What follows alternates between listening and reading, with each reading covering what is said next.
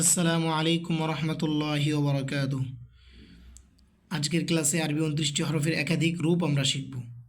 যেমন বা, জিম, ফা, সদ, মিম, হা, কাফ, শিন, আইন, লাম, বা, গইন, কাফ, কফ, সিন, হা, তা, মিম, বদ, খ, জিম, ইয়া, ফা, হা, হা, হামজা, গইন, ফা, নুন, হামজা।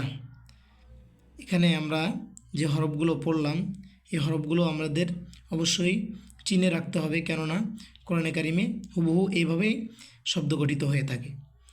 নিচে দেখুন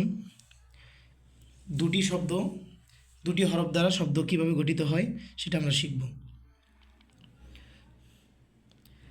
বা আলিফ, হা বা, হা জিম, জিম দাল, মিম আইন, আইন সদ, জ লাম, লাম কাফ, হা ওয়াও, লাম হা, হা মিম, মিম নুন, লাম আলিফ, লাম হা, হা ইয়া, ইয়াসিন, কাফ বা, কফ ওয়াও, হা মিম, বা হা, ইয়া হা, তা হা, জিম র, খ দাল, صاد আইন, ضاد غين, ফা জিম, ইয়া ফা, লাম হামজা অথবা ওয়াও, জিম হামজা ইয়া।